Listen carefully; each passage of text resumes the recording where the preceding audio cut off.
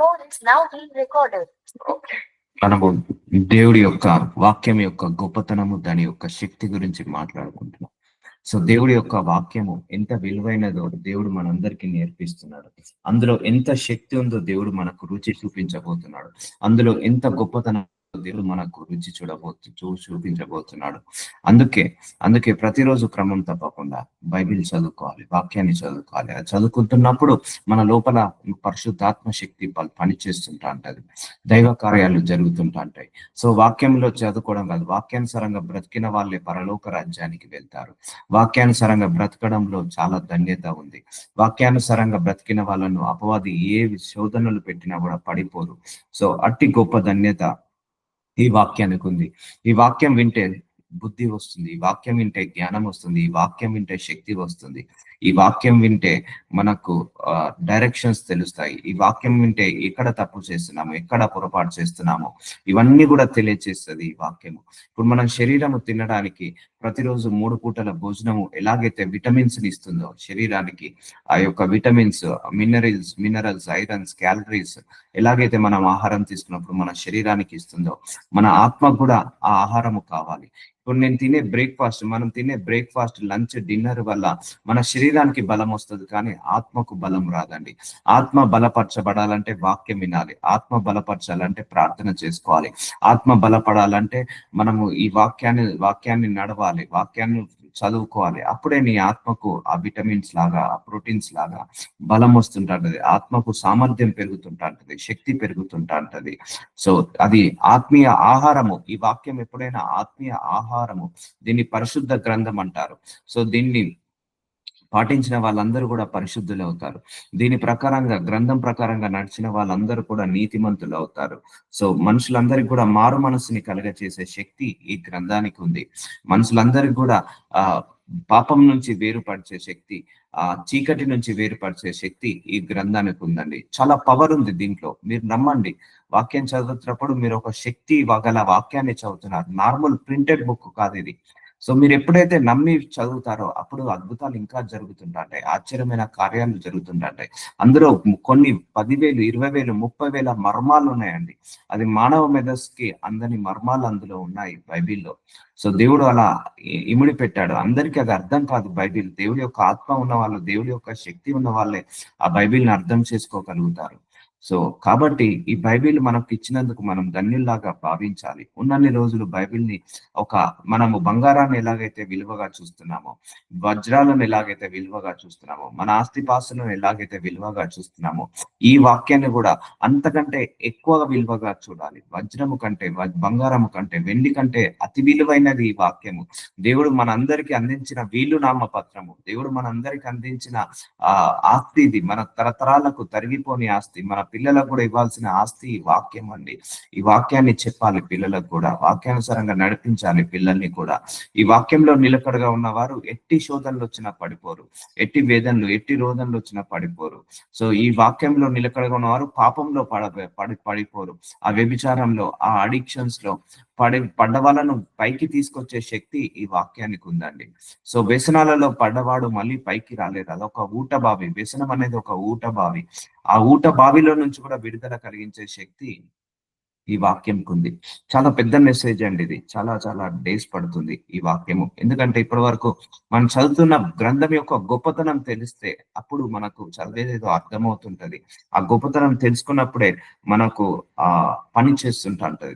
తెలియాలి అసలు దాని గురించి తెలిస్తేనే మనకు ఆ లోపల దాని యొక్క అనాయింటింగ్ ఏముంది, దాంట్లో గొప్పతనం ఏముంది, శక్తి ఏముంది తెలుసుకున్నప్పుడే. నువ్వు తెలుసుకున్న తర్వాత వాక్యం చదవండి, అప్పుడు ఇంకా బాగా అర్థమవుతుంటది. సో చూద్దాము. సో నిన్న చెప్పిన వచనమే మళ్ళొకసారి. దేవుని వాక్యం అంటే ఏంటిదట? సజీవము గల, బలము గలదై, 2 అంచుల ఎటువంటి ఖడ్గము కంటే వాడిగా ఉంది. సో 2 అంచుల ఖడ్గము ఎంత షార్ప్ ఉంటుందో అంతకంటే షార్ప్ గా పనిచేస్తుందండి. ఈ వాక్యము. ప్రాణాత్మలను, కీళ్లను అంటే వింటుండగా ప్రాణాలకు వెళ్ళి, కీళ్లకు వెళ్ళి, మూలుగులను విభజించినట్టుగా దూరుచు, ప్రాణం లోపలికి దూరుతుందట. మన శరీరం మన చెవి లోపలికి వెళ్ళి, మన మనసులోకి, ఆలోచనలోకి అన్నిటిని వెళ్ళి ఇట్లా చీల్చేస్తుంది. మన లోపల ఉన్న చెడునంతా, చీకటినంతా చీల్చేసి హృదయం యొక్క తలంపులను, ఆలోచనలను శోధించుతున్నది. మన హృదయం యొక్క తలంపులను, ఆలోచనలన్నీ కూడా మారుస్తుంటది వాక్యము ఎప్పుడైనా కూడా.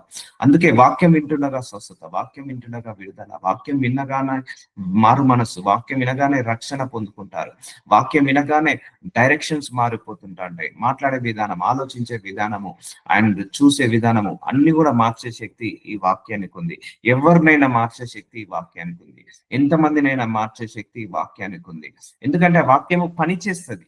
ఏ వాక్యము పని చేయకపోవచ్చు, కానీ ఈ దైవ వాక్యం, బైబిల్లో ఉన్న గ్రంథము పనిచేస్తుంది. అది మనసులోకి వెళ్ళి గుచ్చుకుంటది. ఆ మనసులో ఉన్న ఆ చెడునంతా తీసేస్తుంది, పాపానంతా తీసేస్తుంది, ఆలోచనలను మారుస్తుంది. సో మన మనసులోని ఆలోచనలను కూడా, తలంపులను బాగా ఉంచేలాగా, పరిశుద్ధంగా ఉంచేలాగా చేస్తుంది.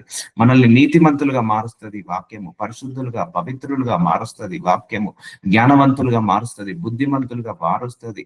సో నీతిమంతులుగా ఇంకా ఎలా మార్చాలో అన్ని రకాలుగా మారుస్తుంది. దైవ స్వరూపంలోకి మార్చే శక్తి ఈ వాక్యానికి ఉందండి.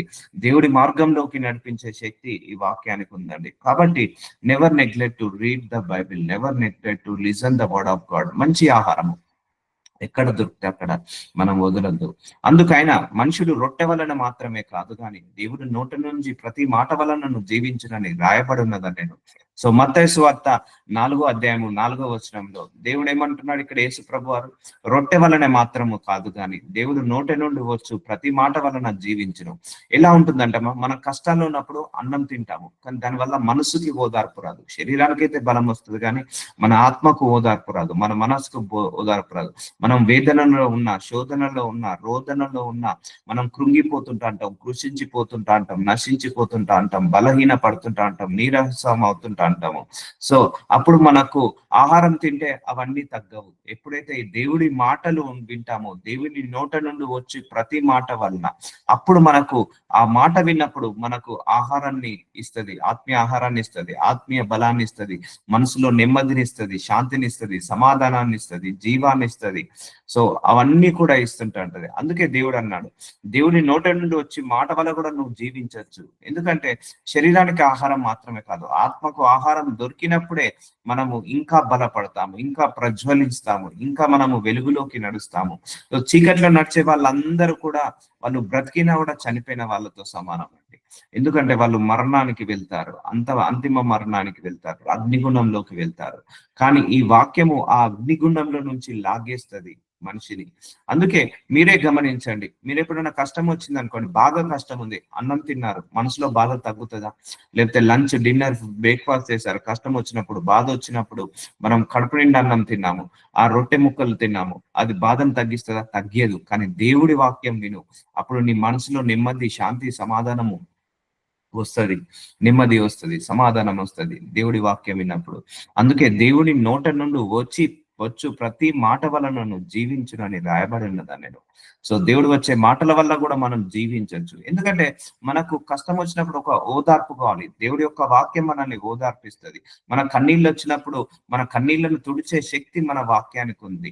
మనకు సమాధానం ఇచ్చే శక్తిని, మనకు వేదనలు, రోదనలు, శోధన నుంచి విడుదల కలిగించే శక్తి ఈ వాక్యానికి ఉంది. ఇలాంటి వాక్యము మనకు పరిచయమైనప్పుడు మనము జీవించగలుగుతాము, ఇంకా ఎక్కువ కాలం జీవించగలుగుతాము, ఇంకా అనేక రకాలుగా మనము స్వస్థత పొందుకోగలుగుతాము.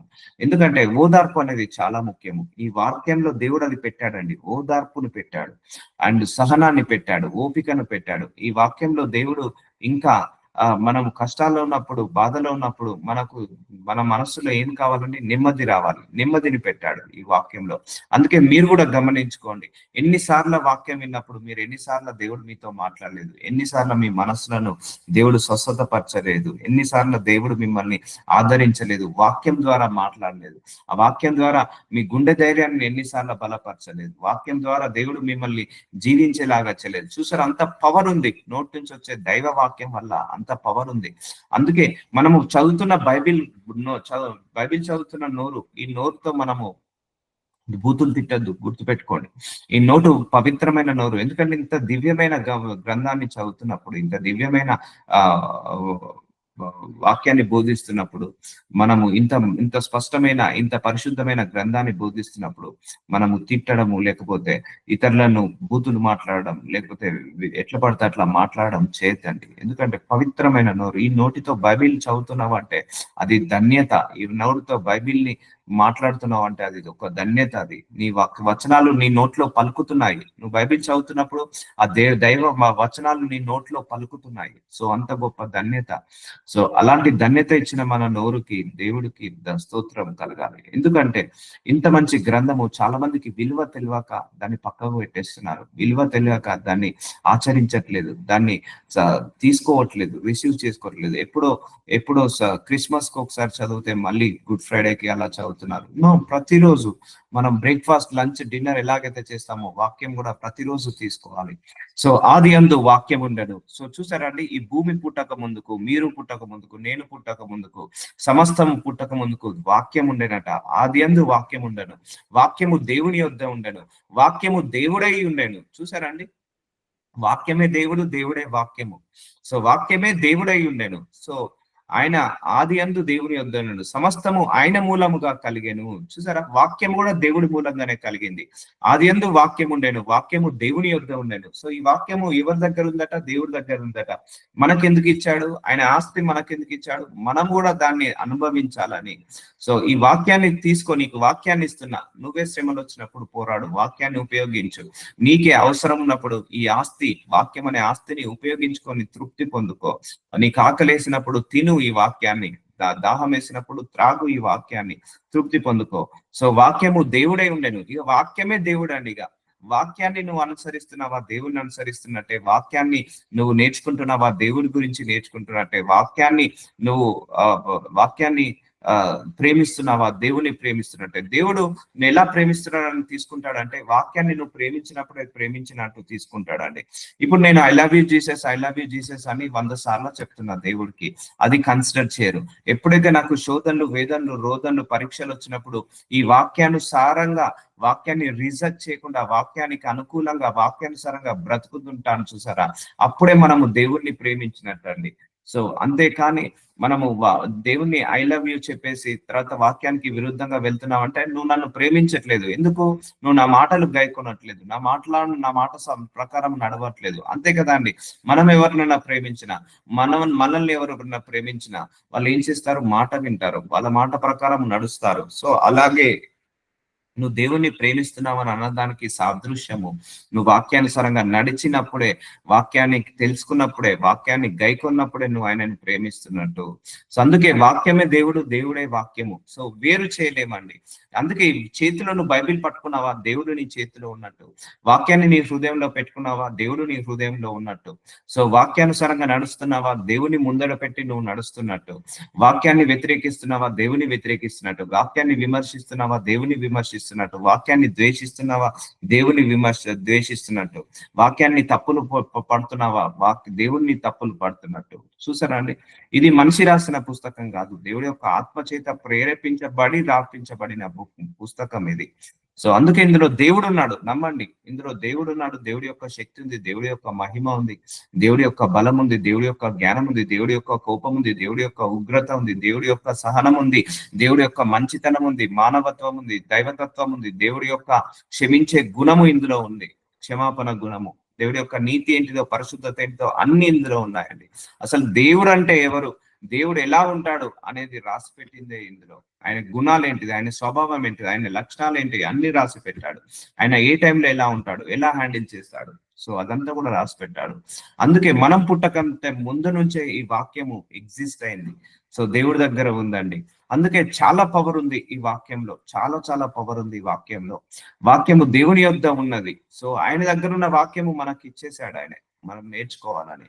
ఆయన ఆది యందు దేవుని యొద్ద ఉండెను. ఆయన అంటే ఎవరు? యేసు ప్రభు వారు. మొట్టమొదటి నుంచి తండ్రి దగ్గరనే ఉన్నాడు. సమస్తము ఆయన మూలంగానే కలిగింది. చూసారా, సమస్తము మనము ఆయన మూలంగానే కలిగాము, మీరు ఆయన మూలంగానే, మనకున్న సమస్తము ఆయన మూలంగానే కలిగింది. ఈ వాక్యము కూడా ఆయన మూలంగానే కలిగింది. సో ఇది ప్రింట్ బుక్ లాగా చూడొద్దు. నువ్వు ఎప్పుడైనా ఒక హిస్టరీ బుక్ లాగా చూడొద్దు దీన్ని ఎప్పుడైనా. ఇది మర్మాల బుక్, ఇది జీవ గ్రంథము, జీవం ఉంది అందులో, సత్య గ్రంథము, సత్యం ఉంది అందులో. మాట్లాడే పుస్తకం ఇది, మనతో మాట్లాడుతుంది. అది ఫేస్ టు ఫేస్, ముఖాముఖిగా మాట్లాడుతుంటాడు. అది దేవుడు నీతో మాట్లాడడానికి ఉపయోగించే ఒక సాధకమే ఈ బైబిల్ గ్రంథము. ఈ సాధకాన్ని మనం ఉపయోగించుకోవాలి. కలిగి ఉన్నది ఏది ఆయన లేకుండా కలగలేదు. చూసారా అండి, ఈ వాక్యం కూడా ఆయన లేకుండా కలగలేదండి. అందుకే ఆయన వల్ల వచ్చింది ఈ వాక్యం అని చదవండి ఈ రోజు నుంచి. ఇట్ ఈస్ అ గాడ్ నాకు గిఫ్ట్ గా ఇచ్చాడు. టేక్ పర్సనల్ గిఫ్ట్ ఇది. ఈ బైబిల్ గ్రంథాన్ని ఓ పర్సనల్ గిఫ్ట్ లాగా తీసుకోండి, పర్సనల్ పుస్తకం లాగా తీసుకోండి. సో దీన్ని ఒక ఆస్తి లాగా కన్సిడర్ చేయండి, ఇంపార్టెన్స్ లాగా. లైఫ్ లో ఇది చాలా ముఖ్యము. క్రైస్తవుడి జీవితంలో ఈ బుక్ లేకపోతే ఎందుకు పనికి రాదు. ఈ బుక్ అంటే ఈ గ్రంథము లేకపోతే ఆ జీవితమే వ్యర్థము. సో ఇది చాలా ఇంపార్టెంట్ అయిన పుస్తకము మన అందరిలో. ప్రిసీషియస్ బుక్, చాలా విలువైన పుస్తకం ఇది. సో నువ్వు ఒకసారి బైబిల్ మొత్తం చదివావు, నీకు ఒకటే అర్థమవుతుంది. మళ్ళోసారి చదువు, ఇంకొన్ని అర్థమవుతుంది. మళ్ళోసారి చదువు, ఇంకొన్ని అర్థమవుతుంది. నువ్వు 100 సార్లు చదివా బుక్ 100 సార్లుగా అర్థమవుతుంది. 100 మంది చదివారా 100 రకాలుగా అర్థమవుతుంటది. ఇప్పుడు నాకు కొన్ని అంశాలు దేవుడు బయలుపరుస్తాడు, మీకు కొన్ని అంశాలు బయలుపరుస్తాడు, ఒక్కొక్కరికి కొన్ని అంశాలు బయలుపరుస్తాడు. అంటే ఇందులో ఒక గని, ఇది ఎంత తవ్వినా కూడా తరిగిపోని ఒక గని, అది ఆ తరిగిపోని ఆస్తి లాంటిది. నువ్వు 100 సంవత్సరాలు ఈ బైబిల్ చదవండి, 100 సార్లు బైబిల్ చదవండి, మళ్ళా 101 చదివినా కూడా కొత్తగా ఉంటది ఈ బైబిల్. ఎందుకంటే మళ్ళా 101 కూడా కొన్ని విషయాలు నీకు బయలుపరుస్తాడు. అప్పుడు అనిపిస్తుంది, అయ్యో 100 టైమ్స్ చదివానే ఈ వర్స్ నాకు ఎందుకు కనపడలేదు, 100 టైమ్స్ ఇప్పటి వరకు చదివానే, 100 ఇయర్స్ నుంచి చదువుతున్నానే, ఇంకా నాకు ఈ కొత్తది ఏదో నేర్పిస్తున్నాడు దేవుడు అన్నట్టుగా ఉంటదండి. సో అంత పవర్ ఉంది ఈ యొక్క బైబిల్లో. కలిగి ఉన్నది ఏది ఆయన లేకుండా కలగలేదు, అలాగే ఈ వాక్యం కూడా ఆయన లేకుండా కలగలేదు. ఆయనలో జీవం ఉండెను. సో ఈ వాక్యం ఎవరి ద్వారా వచ్చింది? యేసు ప్రభు వారి ద్వారా. యేసు ప్రభు వారిలో ఏముంది? జీవం ఉంది. ఈ వాక్యం కూడా ఏమొచ్చింది? వాక్యం దేవుడి ద్వారా వచ్చింది కాబట్టి ఇందులో కూడా జీవం ఉంది. ఆ జీవం మనుషులకు వెలుగై ఉండెను. ఈ వాక్యానుసారంగా నడిచే వాళ్ళందరూ కూడా జీవంలోకి నడుస్తారు. అంటే జీవం అంటే పరలోకంలోకి నడుస్తారు, వెలుగులోకి నడుస్తారు. వెలుగుకి సాదృశ్యం పరలోకం, జీవంకి సాదృశ్యము పరలోకము, వెలుగుకి సాదృశ్యం మంచి, జీవంకు సాదృశ్యము ఆరోగ్యము, సంతోషము, ఆనందము. ఇవన్నీ కూడా సాదృశ్యం లాగా తీసుకోవచ్చు. సో అందుకే ఈ జీవము మనుషులను వెలుగై ఉండెను. మనకు కష్టం వచ్చినప్పుడు ఈ వాక్యంలో నిలకడగా ఉన్నావా? సో స్టేబుల్ గా ఉన్నప్పుడు మనకు ఆ కష్టాన్ని కూడా ఎక్కువ ఇబ్బంది పెట్టదండి. ఏ కష్టమైనా ఏ బాధ అయినా కూడా వాక్యానికి అనుకూలంగా వెళ్ళినప్పుడు. అందుకే ఆయనలో జీవం ఉన్నట్టుగా ఆయన నుంచి ఉద్భవించిన ఈ వాక్యంలో కూడా జీవం ఉంది.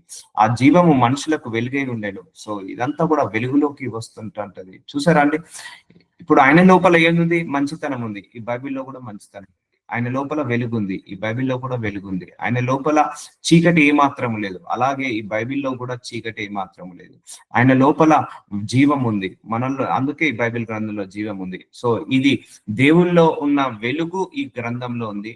ఆ గ్రంథం చదువుతున్నప్పుడు ఆ గ్రంథంలో ఉన్న వెలుగు నీ లోపలికి వస్తుంది.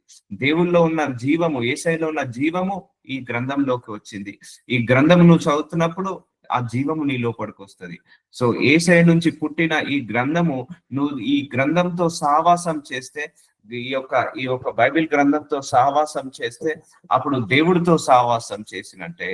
సో అర్థమవుతుందా? ఈ గ్రంథంతో సహవాసం చేస్తే అంటే ప్రతిరోజు వాక్యం చదివితే ప్రతిరోజు దేవుడితో గడిపినట్టే. సో ఇందులో దేవుడి నుంచి శక్తి ఉంది. ఈ వాక్యం చదువుతున్నప్పుడు నీకు శక్తి వస్తుంది. ఇందులో దేవుడి యొక్క స్వస్థత ఉంది, దేవుడి యొక్క విడుదల ఉంది, దేవుడి యొక్క ఆరోగ్యం ఉంది, దేవుడి యొక్క వెలుగు ఉంది. ఈ గ్రంథాన్ని మనం చదువుకున్నప్పుడు కూడా, దీంతో సహవాసం చేసినప్పుడు కూడా మన లోపలికి తెలియకుండానే శక్తి వస్తుంది, బలం వస్తుంది, ఆయువు వస్తుంది, ఆరోగ్యం వస్తుంది, సంతోషం వస్తుంది, ఆనందం వస్తుంది. మన శరీరంలోకి ఆ జీవం వస్తుంది. ఇన్ని రోజులు తెలియక చదువుకున్నారు, ఇప్పుడు మీకు తెలిసింది కదా. ఇప్పటి నుంచి చదవండి, మీకు బైబిల్ గ్రంథము కొత్తగా కనపడుతుంది. ఇంట్రెస్ట్ తో చదవండి, కాన్సన్ట్రేషన్ తో చదవండి. సో అందులో ఏమి రాసి పెట్టాడు, నీ గురించి కూడా కొన్ని చాప్టర్లు రాసి పెట్టాడు దేవుడు. నీ గురించి కూడా కొన్ని వచనాలు రాసి పెట్టాడు దేవుడు. నీ గురించి కూడా కొన్ని వాగ్దానాలు రాసి పెట్టాడు దేవుడు. అది అడగండి దేవుణ్ణి, అయ్యా నా కోసం రాసిన వాగ్దానాలు చూపించు ప్రభువా, అని అడగండి, దేవుడు తప్పకుండా దర్శనమిస్తాడు. అందుకే ఈ బైబిల్ పట్టుకున్నవాడు, ఈ బైబిల్ని ఆచరించిన వాడు పాపంలో పడడు, దోషంలో పడడు, అపవిత్రతలో పడిపోడు, చీకట్లో పడిపోడు, ఆ మరణంలో పడిపోడు. సో వెలుగులోకి నడుస్తాడు, జీవంలోకి నడిపిస్తాడు. నడవడమే కాకుండా ఇంకో 100 మందిని కూడా నడిపించే శక్తి ఈ బైబిల్కి ఉంది. సో ఆ వెలుగు చీకటిలో ప్రకాశించను గాని చీకటి దాన్ని గ్రహింపకుండాను. సో ఇందులో వెలుగుంది, కానీ అందరం కూడా గ్రహించలేకపోతున్నాం. గ్రహించాలి, ఈ బుక్ యొక్క గొప్పతనాన్ని గ్రహించాలి. ఎందుకంటే ఇది ఒక్క దగ్గర కూర్చొని రాసిన పుస్తకం కాదండి. ఇది ఆల్మోస్ట్ 1600 సంవత్సరాల కాలంలో రాసిన పుస్తకము. ఒక రోజు 2 రోజులు అందరు కూర్చొని రాసిన పుస్తకం కాదు. 40 ఆథర్లు, 40 మంది కలిసి కూర్చొని రాసిన పుస్తకం కాదు. ఒక్కొక్కరు ఒక్కొక్క కాలంలో ఉన్నవారు. సో ఒక్కొక్కరు అనుభవము దేవుడు వాళ్ళ చేత రాపించాడు, వాళ్ళ అనుభవాలను రాపించాడు. సో ఇదంతా కూడా అది ఒక 40 మంది రాసిన వాళ్ళందరూ కూడా ఇల్లిటరేటెడ్, ఎవరు కూడా చదువుకున్న వాళ్ళు కాదు, ఎడ్యుకేటెడ్ కూడా కాదు ఈ గ్రంథాన్ని రాసినది. ఎందుకంటే ఆ మర్మాలు వాళ్ళ లోపలికి వచ్చేసి ఆత్మ ద్వారా మర్మాలు రాయేశారు వాళ్ళంతా కూడా. అన్ని గొప్ప మర్మం బుక్ అండి ఇది. అందుకే గ్రహించాలి, ఈ గ్రంథం యొక్క గ్రహించాలి. క్రైస్తవుడికి 3 బేసిక్స్ అండి, 5 బేసిక్స్: వాక్యము, ప్రార్థన, నీతి, పరిశుద్ధత, విశ్వాసము. ఈ 5 కంప్లీట్ బేసిక్స్ మనకు ఫౌండేషన్. ఒక ఇంటికి 4 పిల్లర్ లాగా మన క్రైస్తవ జీవితానికి ఈ 5 పిల్లర్లు లాంటిది, బేస్ లాంటిది, బేస్మెంట్ లాంటిది. కాబట్టి వీటిని నెగ్లెక్ట్ చేయొద్దు. బ్రేక్ఫాస్ట్ నెగ్లెక్ట్ చేయం, లంచ్ నెగ్లెక్ట్ చేయం, డిన్నర్ నెగ్లెక్ట్ చేయం, వాక్యాన్ని కూడా నెగ్లెక్ట్ చేయొద్దు. సో ఇట్స్ ఎ గ్లోరీ ఉంది అందులో. సో ఈ రోజు నుంచి మీరు చదవండి, దేవుడికి మహిమకరంగా చదవండి. సో 2 తిమోతి 3వ అధ్యాయము 16వ వచనము. సో దేవుడు కొంతమందికి ఈ వాక్యాన్ని బోధించే శక్తి ఇస్తాడు, అంటే అర్థం చేసుకునే శక్తిని, ఆ మర్మాలను బయలుపరుస్తుంటా అంటాడు. కొంతమంది దైవజనులను, కొంతమందిని ఎన్నుకొని.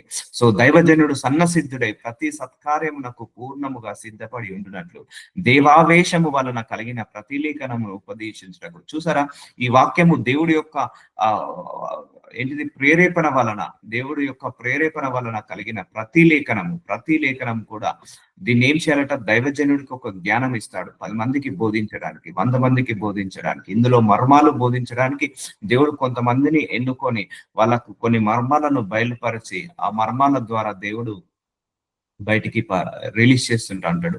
అందుకే దైవజనుడు సిద్ధమై ప్రతి సత్కార్యమును పూర్ణముగా సిద్ధపడి ఉండునట్లు దేవావశం వలన కలిగి ప్రతిలేఖమును ఉపదేశించుటకు, ఖండించుటకును. సో ఈ వాక్యము ఖండిస్తుందండి. ఎవరైనా తప్పు చేస్తే తప్పు అని చెప్తుంది, తప్పు దిద్దుతుందండి. తప్పు చేయడమే కాదు, తప్పు దిద్దుతుంది కూడా. నీతి యందు శిక్ష వేయుటకు ప్రయోజనకరమై ఉన్నది.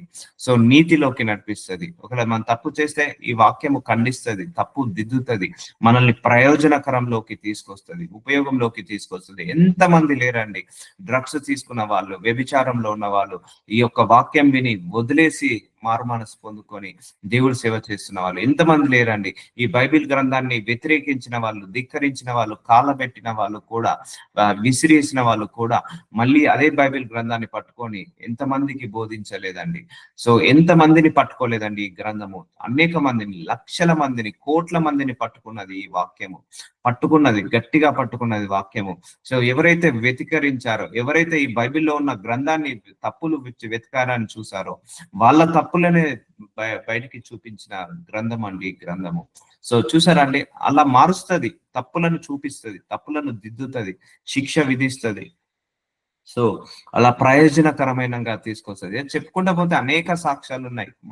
ఒక్క వాక్యం ద్వారా దర్శించి మారుమనస్తున్నారు. అన్యాయాలు, అక్రమాలు, మోసాలు, నేరాలు, ఘోరాలు చేసిన వాళ్ళు కూడా, మాంత్రిక తాంత్రిక విద్యలు చేసిన వాళ్ళు కూడా, అపవాది క్రియలు, వ్యభిచారము, నరహత్య, వ్యసనాలు పడేవాళ్ళు కూడా, వాళ్ళందరూ కూడా మారు మనసు పొందుకొని నీతిగా, నిజాయితీగా బ్రతుకుతున్నారు. సో ఈ బైబిల్ని వద్దనుకున్న వాళ్ళని కూడా ఇప్పుడు ఈ బైబిలే నాకు కావాలి అని చెప్పి వాళ్ళు వెళ్ళి ఇంకా 10 మందికి బోధించేలాగా సహాయం చేస్తుంది ఈ వాక్యము. సో అంత గొప్ప ధన్యత ఉంది వాక్యంలో. సత్యమందు వారిని ప్రతిష్ఠ చేయము. యోహాను 17వ అధ్యాయము 17వ వచనంలో సత్యమందు వారిని ప్రతిష్ఠ చేయము, నీ వాక్యమే సత్యము. చూసారండి, ఈ వాక్యాన్ని మనం చదువుతున్నప్పుడట ఇందులో అబద్ధము లేదు, ఆయన వాక్యమే సత్యము, ఇందులో అబద్ధము లేదు. సో కంప్లీట్ గా ట్రూత్ బుక్, ఇదంతా కూడా నిజమైన పుస్తకము. సో సత్యమందు వారిని ప్రతిష్ఠ చేయము, నీ వాక్యమే సత్యము. అంటే సత్యంలో నువ్వు ప్రతిష్ఠ చేయాలంటే ఈ వాక్యానుసారంగా బ్రతికినప్పుడే నువ్వు సత్యంలో ప్రతిష్ఠ చేయబడతావు, అంటే సత్యంలో నిలబడతావు. సో అందుకే ఈ బైబిల్ గ్రంథానికి స్టాండర్డ్ ఏది లేదు, ఏ బుక్ లేదు భూలోకంలో. ఎన్ని బుక్కులు ఉన్నా కూడా ఈ బైబిల్ గ్రంథానికి స్టాండర్డ్ లేకుండా మంచి గొప్ప విలువైన పుస్తకము, గొప్ప బహుబలమైన పుస్తకము ఈ గ్రంథము. సో అందుకే సత్యమందును మనం ఏం చేయాలట, ప్రతిష్ఠ చేయాలట. అందే నీ వాక్యమే సత్యము. ఆ వాక్యాన్ని ఇచ్చేసి వెళ్ళాడు యేసయ్య.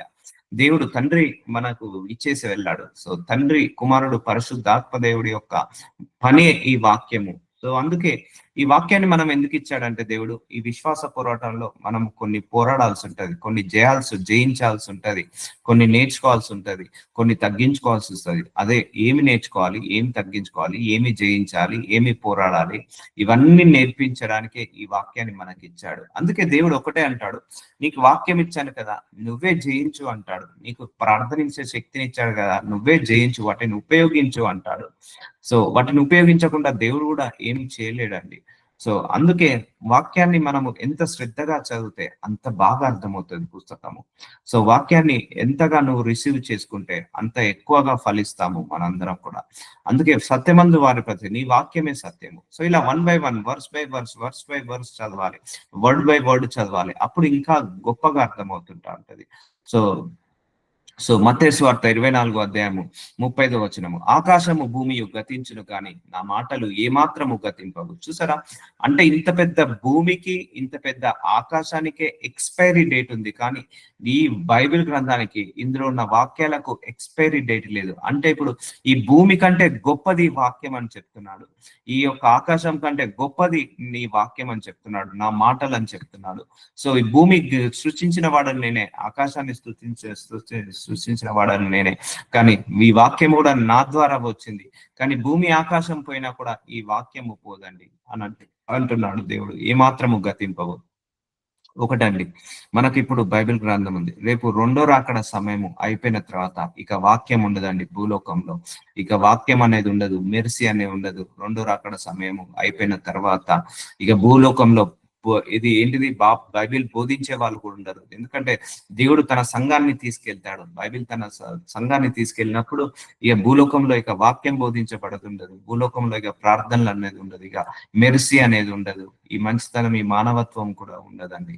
సో ఎక్కువ చూడు, ఇక అన్యాయం ఇప్పుడు ఎంతైతే ఉందో ఇప్పటికే తట్టుకోలేకపోతున్నాం, 1000 రెట్లుగా పెరుగుతుంటది.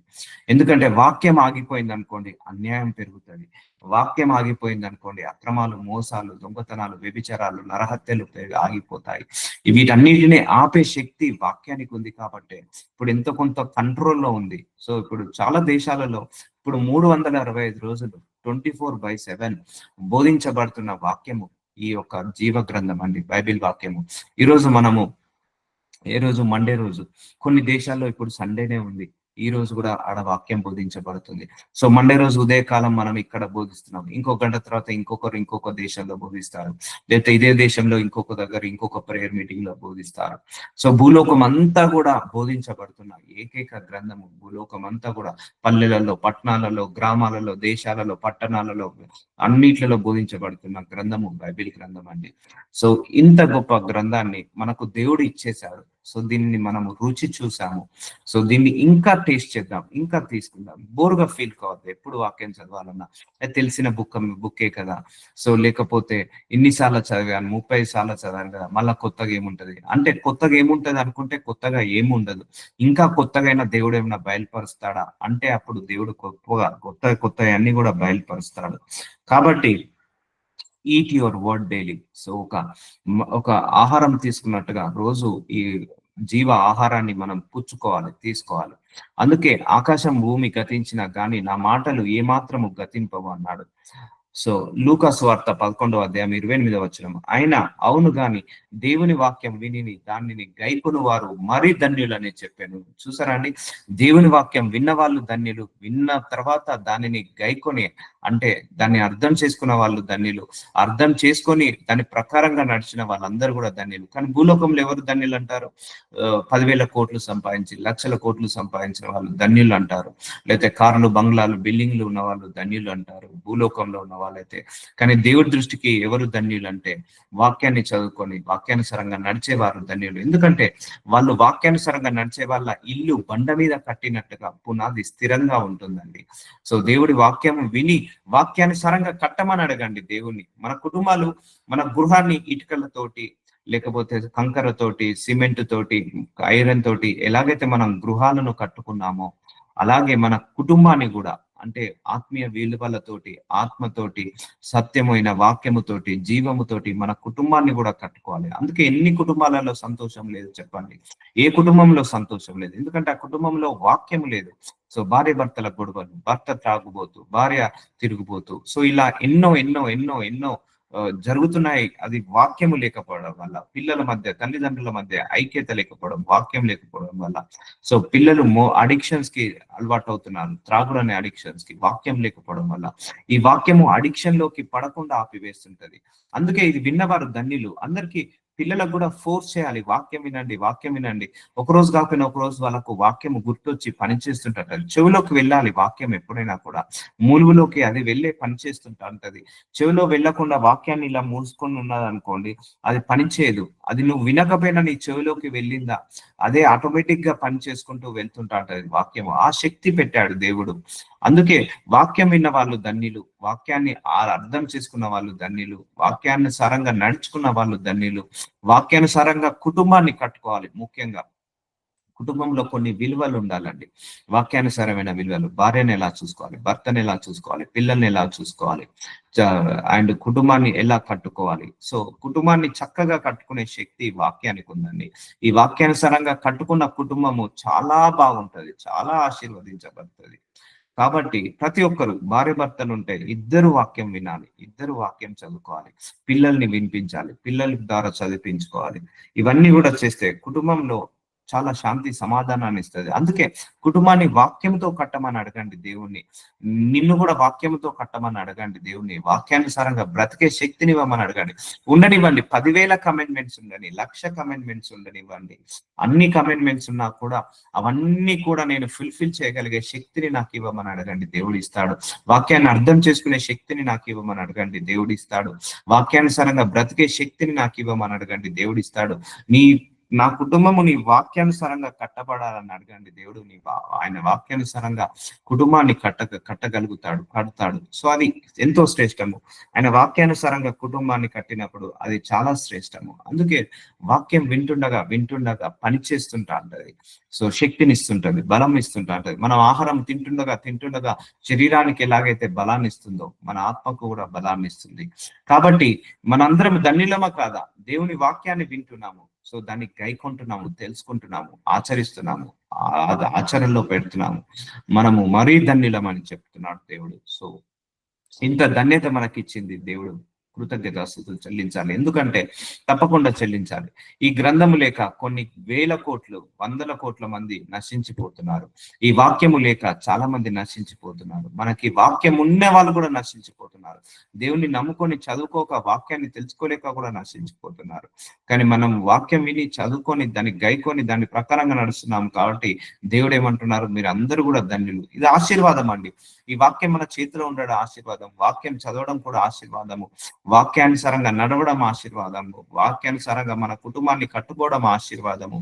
సో ఇందులో ఆశీర్వాదం ఉందండి వాక్యములో. సో మనందరం కూడా ధన్యులము. సో అందుకే మనం ఇంకా ఇంకా ఇంకా వాక్యాన్ని చదువుకోవాలి, ఇంకా ఇంకా వాక్యాన్ని ప్రేమించాలి. నువ్వు ఎంత వాక్యాన్ని ప్రేమిస్తావో అంత దేవుణ్ణి ప్రేమించినట్టే, ఎంత వాక్యాన్ని ఇష్టపడతావో దేవుణ్ణి అంతగా ఇష్టపడ్డట్టే అండి. అది మాత్రం మర్చిపోవద్దు. ఎందుకంటే వాక్యాన్ని దేవుణ్ణి వేరు చేయలేము, ఇట్లా రెండు కలిసే ఉన్నాయి. ఏక శరీరం అంటారు కదా భార్య భర్తలు, అలాగే దేవుడు వాక్యం కూడా ఏకమై ఉన్నారు. ఆయన వాక్యానికే రూపము, వాక్యానికే స్వరూపము ఆయన పేరు కూడా ఉంది. ఆయన వాక్యానికే స్వరూపం అనే పేరు, అంటే వాక్యమే శరీరధారే భూలోకం వచ్చింది. అలాంటి గొప్ప ధన్యత ఈ వాక్యం ఉందండి. సో అందుకే never neglect to read Bible, never neglect to listen to word of God. So neglect చేయకండి రావడానికి, వాక్యం వినడానికి. ఎక్కడ వాక్యము, మళ్ళీ మంచి వాక్యం వినండి. మళ్ళీ వాళ్ళని విమర్శించి వీళ్ళని విమర్శించి ఆ ఊరి మాటలు అవి కాదు. ఓన్లీ ఫేస్ టు ఫేస్ వాక్యానికి వచ్చే వాక్యం వినండి. అదే మనకు బలాన్ని ఇస్తుంది. సో మనం ఆహారం తినేటప్పుడు మంచి హెల్దీ ఫుడ్ తింటామా లేకపోతే అన్హెల్దీ ఫుడ్ తింటామా? సో అన్హెల్దీ ఫుడ్ తినాం కదా, హెల్దీ ఫుడ్. అలాగే వాక్యంలో కూడా హెల్దీ ఫుడ్ ఉంటుంది. కొంతమంది కల్తీ చేస్తుంటారు. కొంతమంది ఇప్పుడు మనం రెస్టారెంట్లకు వెళ్ళినప్పుడు ఫుడ్ లో కల్తీ చేసి పెట్టినట్టు వాక్యాన్ని కూడా కల్తీ చేస్తున్నారు. No, pure word, listen to pure word. మంచి స్వచ్ఛమైన వాక్యాన్ని వినండి, కలుషితమైన వాక్యాన్ని తినద్దు. సో కొలసీలకు రాసిన 3వ అధ్యాయము 16వ వచనం, సంగీతలతోను కీర్తనలతోను ఆత్మ సంబంధమైన పద్యములతోను ఒకరికొకడు బోధించుచు బుద్ధి చెప్పుచు కృపా సహితముగా మీ హృదయంలో దేవుని గూర్చి గానము చేయొచ్చు సమస్త విధములైన జ్ఞానముతో. క్రీస్తు వాక్యము చూసారా, సమస్త విధములైన జ్ఞానముతో. ఈ సమస్త విధములైన నానా విధములైన జ్ఞానముతో ఇది నిండుకొని ఉంది వాక్యము. క్రీస్తు వాక్యము మీలో సమృద్ధిగా నివసింపనీయుడి. చూసారా, మీ లోపల నివసింపనీయుడి. సో ఫలించాలి, వాక్యము మన శరీరంలో ఫలించాలి. అందుకే వాక్యము మనసులో ఉండాలి, ప్రార్థన గదిలో ఉండాలి, సాక్ష్యము వీధిలో ఉండాలంటారండి. అర్థమవుతుందండి?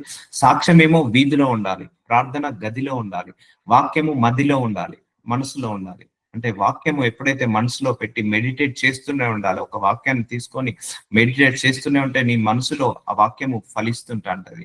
వాక్యం మీలో సమృద్ధిగా నివసింపనివ్వండి. సో కొద్దుగా లేకుండా ఉండాలండి వాక్యంతో నిండుకోవాలి. ఇప్పుడు యేసయ్య ఎలాగైతే శరీరధారి అయ్యాడో వాక్యానుసారంగా మన నడినెత్తి నుంచి అరికాల వరకు వాక్యముతో నిండుకోవాలి. మనం మాట్లాడినా కూడా వాక్యానుసారంగా మాట్లాడాలి. ఎవరిని అడిగితే నో, బైబిల్లో ఇది చెప్పబడింది కాబట్టి నేను ఇలాగే చేస్తాను అని మనం సమాధానం ఇవ్వాలి. వాక్యానుసారమైన సమాధానము, వాక్యానుసారమైన ఆలోచనలు. ఇప్పుడు ఎవరైనా పరాయి స్త్రీని, పరాయి చూపుని మోహపు చూపుతో చూసినప్పుడు అమ్మో వాక్యం చెప్పింది, చూపు కూడా చూడొద్దు అన్నాడు. సో అలా ఫలించాలి. ఇతరులను బూతులు తిట్టొద్దు అని చెప్పింది వాక్యము, తిట్టద్దు, అలా ఫలించాలి. సో నువ్వు మాటలో జాగ్రత్తగా ఉంచుకోవాలి. అన్న హృదయంలో కూడా ఎవరిని శపించొద్దు అని చెప్పాడు దేవుడు. సో శపించొద్దు. సో ఇలా ఉండాలి. సో వాక్యము నీలో సమృద్ధిగా ఫలించాలి, పని చేయాలి. అందుకే సమస్త విధములైన జ్ఞానముతో క్రీస్తు వాక్యము, ఇది దేవుడి యొక్క వాక్యం అండి, మనుషుల యొక్క వాక్యం కాదు. మీలో సమృద్ధిగా నివసింపేది ఫిల్ కావాలి. మన లోపల వాక్యం అనే ఆత్మతో, వాక్యం అనే శక్తితో, వాక్యం అనే అనాయింటింగ్ తో మనం ముందుకోవాలి. వాక్య స్వరూపిలాగా మనం కూడా మారాలి. సో మన అణువణువులో కూడా వాక్యం పనిచేయాలి, మన నరాలలో కూడా వాక్యం పనిచేయాలి. నో, నా దేవుడు ఇది అన్యాయం చేయొద్దన్నాడు, నేను చేయను. ఈ అక్రమం చేయొద్దన్నాడు, చేయను. సో కష్టం వచ్చింది, దేవుడు భయపడకన్నాడు, నేను భయపడను. సో నీతిగా ఉండమన్నాడు, నీతిగా ఉంటా. నిజాయితీగా ఉండమన్నాడు, నిజాయితీగా ఉంటా. అక్రమ సంబంధాల జోలికి వెళ్ళొద్దు అన్నాడు దేవుడు, నేను వెళ్ళను. అక్రమ సంబంధాల జోలికి వెళ్ళొద్దు, అక్రమ సంపాదన జోలికి వెళ్ళొద్దు అన్నాడు, నేను వెళ్ళను. సో అలా ఫలించాలి, సమృద్ధిగా నివసింపనీయండి. ఫిల్ చేయండి, fill your body with your word of God తోటి ఫిల్ చేయండి. అడగండి దేవుడిని, ఇట్లా చేసుకొని నా నడినెత్తి నుంచి అరి కాళ్ళ వరకు నీ వాక్యముతో నింపు ప్రభువా అని అడగండి. సో అప్పుడు దేవుడి యొక్క వాక్యంతో నింపుతుంటాడు. సో కొద్ది కొద్దిగా అభివృద్ధి చెందుతాము. సో ఇవన్నీ కూడా మనము నేర్చుకొని వాక్యానుసారంగా నడవాలి అని ప్రార్థించండి.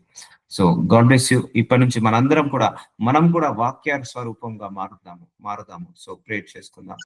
నజరుడైన యేసయ్య, ఈరోజు ఉదయకాల సమయంలో మనందరినీ కూడా దర్శించావు, మాట్లాడావు. వాక్యం యొక్క గొప్పతనము, వాక్యంలో ఉన్న శక్తి గురించి మా అందరితో మాట్లాడావు తండ్రి. Thank you so much my lord. We receive today bread my lord, we receive today food my lord.